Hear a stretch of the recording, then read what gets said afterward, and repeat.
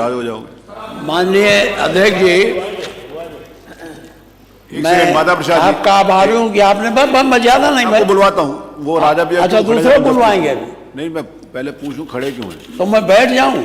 बैठे आपकी बात, इसके बाद आप बुलवाते। बताइए राजा भैया, माननीय अध्यक्ष, क्या बोलना है? संभल के विषय में ही चर्चा नहीं है, मैं हम अपना चर्चा नहीं है राजा भैया, मेरा कोई चर्चा स्वीकार नहीं कर रहे हैं माननीय कि चर्चा कराई जाए या ना कराई जाए। ऐसे तथ्य जो ना आए हो कुछ बताना चाहते हैं? 5 मिनट, 5 मिनट नहीं 2 मिनट। कुछ तथ्य जो इस सदन में रखे गए, इसके बाद आपको उनको भी सूचना दी है, तो श्रीमान वो आपत्तिजनक है। कुछ बिंदु मैंने भी उनकी भी नोटिस है। इस सदन की कार्रवाई लाइव देखी जाती है, रिकॉर्ड रहता है।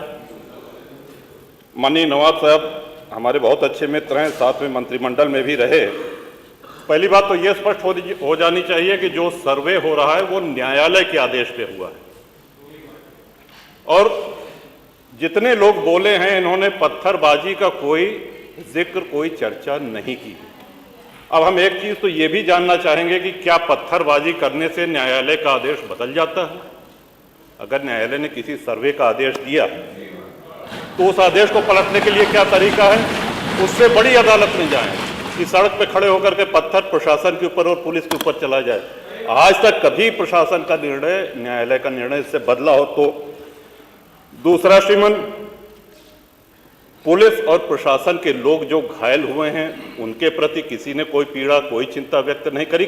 बहुत गंभीर मामला है ये। ठीक उसी तरह है जैसे बहराइच में 22 साल का एक नौजवान राम गोपाल मिश्र, 4 महीने पहले शादी हुई थी, उसकी हत्या कर दी गई। इतनी निर्मम हत्या करी गई, इतनी गोलियां शरीर में मारी गई, हाथ के नाखून भी निकाल लिए गए। अपराध क्या था कि उसने अपने धर्म का एक झंडा लगा दिया। श्रीमान, इसी चर्चा में एक बड़ा रोचक तथ्य सामने आया। माननीय नवाब साहब ने कहा कि कुंदरकी में लूट हुई है, लूट करके, वोट लूट करके ये विधायक बन गए हैं, वरना कुंदरकी में 65% मुसलमान हैं, 35% हिंदू हैं, तो रामवीर सिंह कैसे जीत जाता? ये कार्रवाई में है हमारा। तो मनोहर, एक सवाल हम ये भी करना चाहते हैं कि जिन विधानसभाओं में मुस्लिम मतदाता की संख्या हिंदू से कम है, क्या वो लूट करके विधायक बन के आते हैं? या क्या हिंदू बाहुल्य जो विधानसभाएं हैं वो मुसलमान को वोट नहीं देती? इस हिसाब से तो यही लगता है कि सबसे बड़ा आश्चर्य धरती का यही हो गया कि जब 65% मुस्लिम है तो हिंदू कैसे जीत गया? आज पहला दिन है इन लोगों का सदन में। हमने अनुरोध किया था जो नए सदस्य जीत के आए हैं कम से कम परिचय करा दें, हम लोग भी पहचान लें। हमारा कोई परिचय नहीं है रामवीर जी से, लेकिन वो निर्वाचित सदस्य हो चुके हैं, सदन के सम्मानित सदस्य हैं, उनका इस तरह से अपमान करना, उनको लुटेरा कहना, ये तो आपत्तिजनक है। और सर्वे हम बोल रहे तो आप बोले बोले।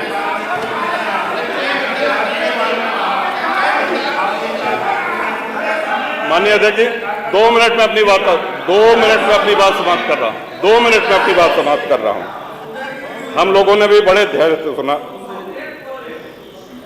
तो इस सदन का एक क्राइटेरिया, एक मापदंड क्या ये तय मान लिया जाए कि जहां हिंदू अधिक है वहां हिंदू विधायक को ही जीतना चाहिए, मुस्लिम विधायक सिर्फ वहीं से जीतना चाहिए जहां मुस्लिम की आबादी 50% से अधिक है?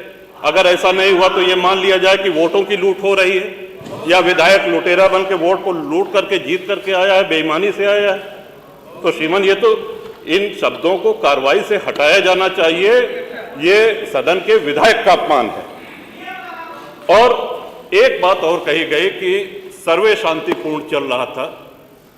एक हिंदू होने के नाते, एक सनातनी होने के नाते माननीय अध्यक्ष, हम तो ये कहते हैं कि न्यायालय किसी भी मंदिर पर सर्वे का अगर कोई आदेश करती है तो मैं नहीं समझता कि किसी भी सनातनी, किसी भी हिंदू को कोई आपत्ति होगी। हमने किसी के धर्मस्थल तोड़ के अपने धर्मस्थल नहीं बनाए। करें जहां करना हो सर्वे करें, हम कभी गुम्मा अद्धा नहीं चलाएंगे, हम पत्थरबाजी, हम न्यायालय के निर्णय का सम्मान करेंगे। तो शासन का काम, प्रशासन का काम तो न्यायालय के निर्णय को लागू कराना होता है।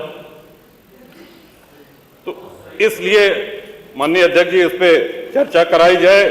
चर्चा में भाग लेने की इच्छा इधर भी है, बहुत से लोगों की है, और चर्चा कराई जाएगी तो बहुत सी सच्चाइयां सामने आएंगी। बहुत बहुत माननीय नेता प्रतिपक्ष